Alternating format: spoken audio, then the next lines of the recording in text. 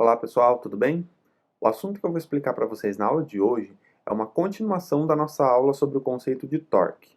Então, se você ainda não assistiu essa aula, corre lá e dá uma olhada para você entender todos os conceitos que eu vou explicar para vocês agora. Na aula de hoje, o conceito principal ainda vai continuar sendo o torque, mas dessa vez nós vamos estudar o equilíbrio de rotação dos corpos. Ou seja, qual é a condição que tem que ser satisfeita para que um objeto que esteja em repouso não inicie um movimento de rotação. Você vai ver como esse conceito é aplicado em várias situações do nosso cotidiano. Vamos lá? Provavelmente você já deve ter visto alguma vez na vida uma balança de braço. Nesse caso, por que a balança não se desequilibra? Ou seja, por que ela não gira em torno do ponto de apoio? Isso acontece porque nas duas extremidades da balança existem massas iguais, sendo colocadas à mesma distância a partir do eixo de rotação. Isso faz com que os pesos das massas exerçam torques iguais dos dois lados da balança. Se por algum motivo fosse colocada uma massa maior do lado esquerdo da balança, por exemplo, o torque desse lado seria maior, e a balança sofreria um torque resultante diferente de zero. Lembrando que nessa situação, o torque seria positivo, pois gera uma rotação no sentido anti-horário. Para manter um objeto em equilíbrio no movimento de translação, seja esse equilíbrio em repouso ou com uma velocidade constante, a resultante das forças que age sobre esse objeto deve ser nula, ou seja, zero, como nesse caso, onde existem duas forças de módulos iguais agindo sobre essa bola de basquete. Porém, elas apontam em sentidos opostos, o que faz com que a força resultante que age sobre esse objeto seja nula. Por exemplo, se essa bola de basquete for deixada sobre uma mesa, nós teremos duas forças agindo sobre ela. A força peso, que é o resultado da atração gravitacional, e a força normal, que é a força que a superfície da mesa exerce sobre a bola. Se de repente essa mesa fosse retirada dali, a força resultante já não seria mais zero, e a bola não estaria mais em equilíbrio. No movimento de rotação, para que o objeto permaneça em equilíbrio, a resultante dos torques que age sobre ele deve ser nula. Isso significa que o torque positivo, exercido por essa força em verde, deve ser igual ao torque negativo, exercido por essa força lilás. Como o torque positivo tem o mesmo módulo do torque negativo, o torque resultante que age sobre essa roda seria zero, e ela não iria começar um movimento de rotação. Os torques não precisam ser aplicados exatamente no mesmo local. Temos o torque positivo exercido na parte de cima, pela força verde, e o torque negativo exercido na outra extremidade, pela força lilás. Como as forças são iguais e os braços de alavanca também são iguais, os torques positivo e negativo têm o mesmo módulo, portanto, o torque resultante também é zero. Mas nesse caso é diferente, as forças são iguais, porém os torques não são iguais, pois apesar das forças terem o mesmo módulo, os braços de alavanca são diferentes. O torque positivo, exercido pela força em verde, é maior, pois o seu braço de alavanca é maior quando comparado com o torque negativo. Bom, pessoal, agora nós já sabemos qual condição deve ser satisfeita para que um objeto permaneça em equilíbrio de rotação. O torque resultante que age sobre ele deve ser zero, ou seja, a soma de todos os torques positivos que agem sobre ele deve ser igual à soma de todos os torques negativos que agem sobre esse objeto. Esse conceito é muito importante. Nós utilizamos ele no dia a dia sem perceber, inclusive em muitas ferramentas. Até no caso da frase atribuída a Arquimedes, dizendo que se tivesse um ponto de apoio e uma alavanca, poderia levantar o planeta Terra, o objetivo seria aplicar na outra extremidade uma força que equilibrasse o torque exercido pelo peso da Terra. Se a alavanca fosse grande o suficiente e fosse organizado da maneira correta, poderia-se aplicar uma força bem pequena na outra extremidade, levantando o grande peso da Terra na outra extremidade. Nós podemos também presenciar esse conceito em uma gangorra. Todos nós sabemos que uma gangorra gira em torno de um ponto de apoio, e que geralmente é a criança mais pesada que desce. Mas será que é sempre assim? Será que tem uma maneira de fazer com que o lado que tem a criança mais leve desça? Eu vou resolver agora um exemplo envolvendo uma gangorra. Agora vamos explorar o exemplo da gangorra. Todos nós sabemos que uma gangorra rotaciona em torno de um ponto de apoio, que nesse caso está representado em verde. Existem dois torques sendo aplicados sobre ela. De um lado dessa gangorra, temos uma criança com massa de 30 kg, e do outro, uma criança com massa de 45 kg. A criança da esquerda está a uma distância de 1,5 m a partir do ponto de apoio. E a criança da direita, de 45 kg, está a 50 centímetros do ponto de apoio, que no sistema internacional devemos utilizar como 0,5 metros. Vemos claramente que temos dois torques sendo aplicados sobre a gangorra. Um dos torques é aplicado pelo peso da criança da esquerda, e o outro torque aplicado pelo peso da criança da direita. Vamos chamar a criança da esquerda de 1 e a criança da direita de 2 para facilitar. Vamos calcular os torques aplicados por cada uma das crianças. Primeiro da criança 1. Temos que o torque é igual ao módulo da força multiplicado pelo braço de alavanca e multiplicado pelo seno do ângulo entre os dois. Perceba que nesse caso a força é igual ao peso da criança, que pode ser obtido multiplicando-se a massa pela gravidade. Então vamos substituir massa vezes gravidade no lugar da força na equação. E perceba também que o ângulo entre o braço de alavanca e a força é de 90 graus, então o seno desse ângulo será igual a 1. Substituindo esses valores na equação, nós temos que o torque da criança é igual a 30 kg, que é a massa dela, vezes 9,8, vezes 1,5, que é o braço de alavanca, e vezes 1, que é o seno do ângulo entre os dois. Temos que o torque exercido pelo peso da criança 1 é igual a 441 Nm. O torque da criança 2, que está do lado direito da gangorra, será igual massa vezes gravidade vezes o braço de alavanca vezes 1, que é o seno do ângulo mais uma vez. Substituindo os valores, temos que o torque da criança 2 é igual a 45 vezes 9,8, que é o seu peso, vezes 0,5, que é o braço de alavanca, vezes 1, que é o seno do ângulo. Temos que o torque exercido pela criança número 2 é igual a 220,5 Nm.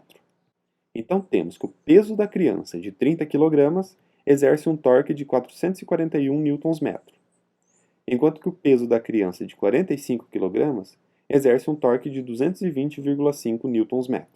Qual seria o valor do torque resultante que age sobre a gangorra?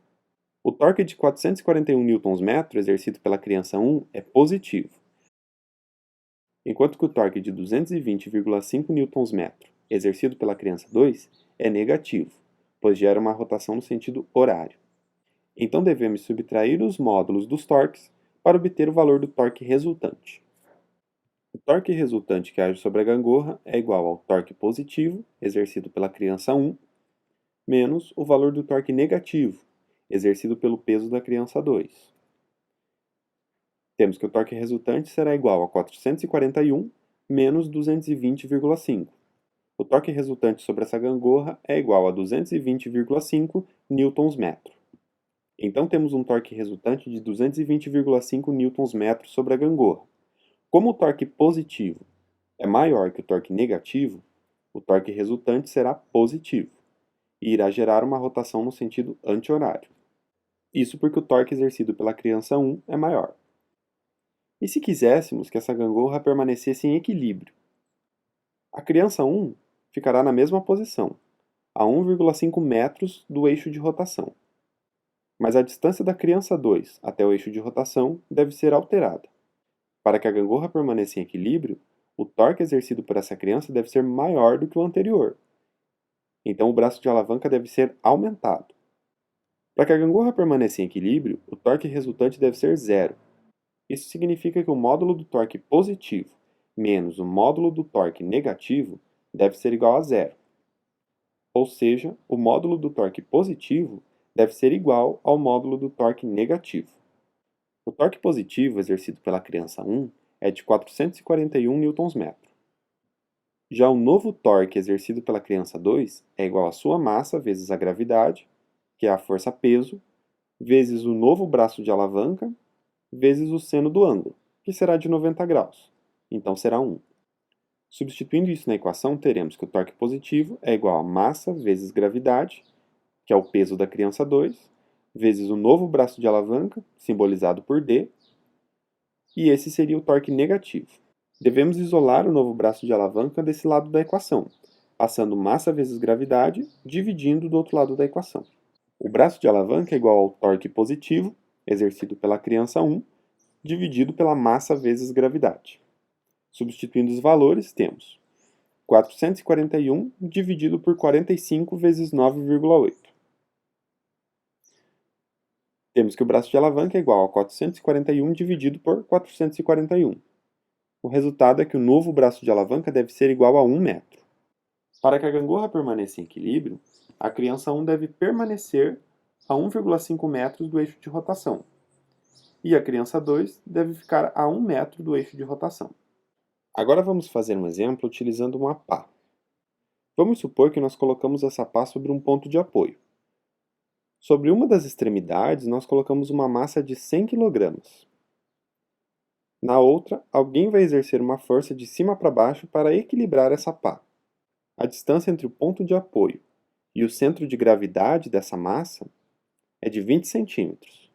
No sistema internacional, esses 20 centímetros seriam 0,2 metros. Um detalhe importante: todos os objetos possuem um ponto chamado de centro de gravidade. Na verdade, é um ponto imaginário, mas nós dizemos que todo o peso do objeto está aplicado nesse ponto. Do outro lado, nós temos 1 metro de braço de alavanca, a distância do ponto de apoio até o ponto de aplicação da força. Qual será o valor da força aplicada pela pessoa para manter esse sistema em equilíbrio? Para que o equilíbrio ocorra, o torque positivo deve ser igual ao torque negativo.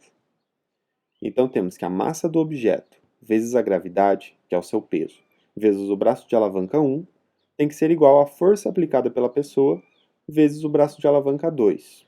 Passando o braço de alavanca 2 dividindo do outro lado da equação, nós isolamos a força aplicada pela pessoa. Temos que força é igual a massa do objeto vezes a gravidade vezes o braço de alavanca 1 dividido pelo braço de alavanca 2. Substituindo os valores, nós temos que a força é igual a 100, que é a massa do objeto, vezes 9,8, que é a aceleração da gravidade, vezes 0,2, que é a distância do ponto de apoio até o ponto de aplicação do peso do objeto, dividido por 1, que é o braço de alavanca 2, a distância do ponto de apoio até o ponto de aplicação da força. Temos que a força exercida é igual a 196 newtons. Perceba que a pessoa deve aplicar uma força de 196 newtons para equilibrar os 100 kg do outro lado. 196 newtons é aproximadamente o peso de um objeto de 20 kg. Então podemos dizer que a força aplicada também é de 20 kg força. Perceba que não seria tão difícil para essa pessoa equilibrar esses 100 kg do outro lado da pá. Seria como se ela segurasse 20 kg em sua mão. No entanto, do outro lado da pá, tem um objeto de 100 kg. Isso também acontece num carrinho de mão. Se colocarmos sobre ele um objeto de 80 kg, uma pessoa terá que exercer uma força na extremidade do cabo desse carrinho para conseguir mover esse objeto de um local a outro. O ponto de apoio é o eixo da roda. Então temos 70 centímetros do ponto de apoio até o ponto de aplicação da força, na horizontal, e 20 centímetros até o ponto de aplicação do peso do objeto. Você pode estar pensando que o braço de alavanca deveria ser o cabo do carrinho. E isso é verdade, mas perceba que nesse caso, o ângulo entre o braço de alavanca e a força é diferente de 90 graus. Então teríamos que saber exatamente qual é o valor desse ângulo. Mas para facilitar, nós podemos pegar a distância horizontal do ponto de apoio até a direção de aplicação da força. E perceba que nesse caso, o ângulo entre a direção da força e do braço de alavanca é igual a 90 graus. Para que o equilíbrio se mantenha, nós temos que o torque positivo deve ser igual ao torque negativo. Então a massa do objeto vezes a gravidade vezes o braço de alavanca 1, que é o torque exercido pelo objeto que está sobre o carrinho, deve ser igual à força aplicada pela pessoa vezes o braço de alavanca 2. Passando o braço de alavanca 2 dividindo do outro lado da equação, isolamos a força.